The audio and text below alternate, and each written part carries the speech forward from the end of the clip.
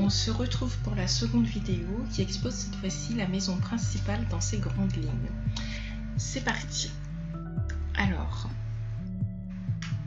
à peine sorti de la forêt, du coup, on tombe sur cette devanture qui constitue la pièce maîtresse quasiment de ma villa contemporaine au bord de la mer. Donc ici, j'ai fait des aménagements afin que ce soit assez éclairé, mais en même temps, pour conserver ce style épuré, ambiance zen, j'ai mis aussi un petit arbre que l'on a ici, éclairé la nuit par des ampoules LED, bien évidemment bien cachées. Voilà, mais nous en retrouvons également tout autour de la maison. Voilà. J'ai effectué des éléments de décoration extérieure tout en restant dans un style plutôt sobre, mais en même temps ça fait plutôt chic. Donc là on a des éclairages sur le pourtour qui délimitent également le terrain et bien évidemment un petit peu de verdure pour accessoiriser et égayer le tout. On continue la visite avec l'arrière de la maison où on retrouve donc une piscine toujours dans le même style de la villa, aux lignes épurées, avec une vue directe sur la mer, mais enfin, on ne sait jamais, toujours pour se cacher du vis-à-vis. Donc on a cette petite barrière de verdure ici, mais qui ne cache en rien la vue. Voilà. On arrive ici maintenant sur une petite terrasse, voilà. Donc que je pense par la suite aménager en coin cocooning, peut-être avec des transats ou alors un coin barbecue, enfin à voir, à méditer. Donc voilà, nous avons fait le tour complet de cette villa. On va passer à l'intérieur.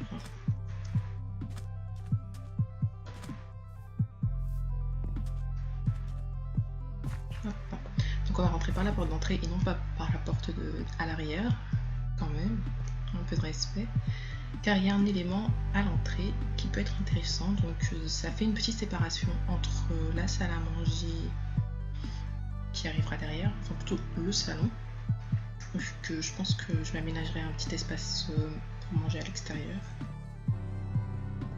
Voilà, donc ici on a de beaux volumes. Donc peut-être que j'aurai assez de place également pour faire un petit coin avec une table et voilà, juste ici peut-être une table avec des chaises, à voir. Ensuite on passe à l'étage. Parfait. Donc nous avons ici une petite véranda, voilà, pour admirer le coucher du soleil, mais également l'horizon. Et ici, il y aura une cuisine contemporaine de type américaine. Voilà, donc ici, donc la pièce maîtresse et le clou du spectacle de cette vidéo, la salle de bain, donc qui est déjà aménagée entièrement, donc avec un évier, pour bien évidemment se brosser les dents. L'hygiène, c'est très important dans Minecraft. Donc une baignoire, parce que nous on ne veut pas prendre simplement des douches, on veut aussi pouvoir se détendre après des dures journées de crafting, ou tout simplement des journées très longues passées à la mine, les toilettes et enfin la chambre, toujours dans un style épuré également, en totale adéquation avec l'esprit de cette maison. Voilà pour le tour de cette petite maison interne. J'espère que la visite t'aura plu et peut-être que ça donnera envie à certaines personnes dont je ne citerai pas le nom. Mon Dieu, j'ai cru voir un truc dans la maison. Non, j'ai rêvé. Mais c'est vrai que la nuit est tombée, donc peut-être que ça donnera envie à certaines personnes de jouer au jeu et puis de s'y mettre, parce que c'est vraiment très bien. Voilà, donc je ferme la porte, parce que j'ai pas envie d'avoir des intrus la nuit. Et puis, on va voir ce que ça donne à l'extérieur de nuit, vu qu'elle est tombée entre temps. Voilà, donc voilà les petits éclairages la nuit.